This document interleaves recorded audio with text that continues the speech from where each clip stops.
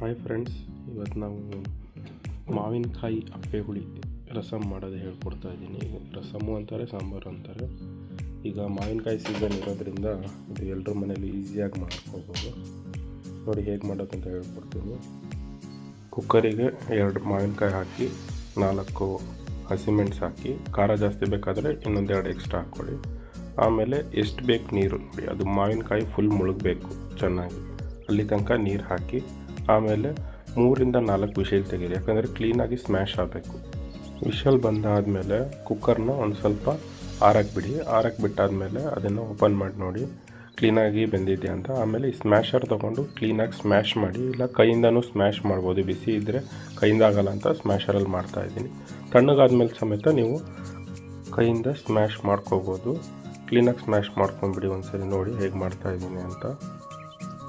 Smash ಮಾಡಾದ ತಕ್ಷಣ ಸೋಸರ್ ತೊಗೊಳ್ಳಿ, ಒಂದು ಪಾತ್ರೆಗೆ ಸ್ಮ್ಯಾಶ್ ಮಾಡಿರೋದನ್ನೆಲ್ಲ ಡಂಪ್ ಮಾಡ್ಕೊಳ್ಳಿ. ಕ್ಲೀನಾಗಿ ಡಂಪ್ ಮಾಡ್ಕೊಂಡಾದ್ಮೇಲೆ ನೀವು ಅದನ್ನು ಸ್ವಲ್ಪ ಥಿಕ್ಕಾಗಿದೆ ಅಂತ ಗೊತ್ತಾದಮೇಲೆ ಅದಕ್ಕೆ ಸ್ವಲ್ಪ ವಾಟ್ರನ್ನ ಬೇಕಾದ್ರೆ ಮಿಕ್ಸ್ ಮಾಡ್ಕೋಬೋದು, ಯಾಕಂದರೆ ಕ್ಲೀನಾಗಿ ಅದರ ಅಂಶ ಇನ್ನೂ ಅದರಲ್ಲೇ ಸೋಸರಲ್ಲಿ ಇರೋದ್ರಿಂದ.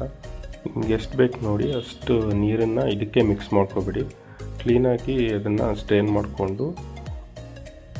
ಮಾಡಾದಮೇಲೆ ನೆಕ್ಸ್ಟು ಒಗ್ಗರಣೆ ಕೊಡೋಣ.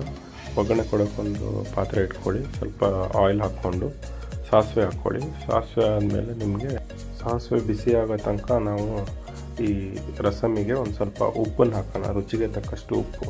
ನೋಡಿ ನಿಮ್ಗೆ ಎಷ್ಟು ಬೇಕಂತ ನೋಡ್ಕೊಳ್ಳಿ, ನಾನು ಸ್ವಲ್ಪ ಹಾಕ್ತಾಯಿದ್ದೀನಿ. ಆಮೇಲೆ ಸಾಸಿವೆಯಲ್ಲಿ ಬಿಸಿ ಆದ ತಕ್ಷಣ ಸ್ವಲ್ಪ ಕರಿಬೇವು, ಆಮೇಲೆ ಒಣಮೆಣಸು, 1-2 ಒಣಮೆಣಸು ಹಾಕ್ಕೊಳ್ಳಿ. ಆಮೇಲೆ ಹಿಂಗು, ರುಚಿಗೆ ತಕ್ಕಷ್ಟು ಹಿಂಗೊಂದು ಸ್ವಲ್ಪ ಜಾಸ್ತಿ ಇದ್ದರೂ ಚೆನ್ನಾಗಿರುತ್ತೆ, ಟೇಸ್ಟು ಡೈಜೆಸ್ಟು ಚೆನ್ನಾಗಾಗುತ್ತೆ.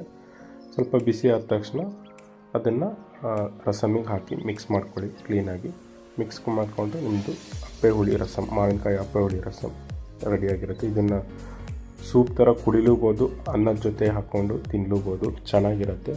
ಮಾವಿನಕಾಯಿ ಸೀಸನ್ ಇರೋದ್ರಿಂದ ಎಲ್ಲರೂ ಟ್ರೈ ಮಾಡಿ. Thank you.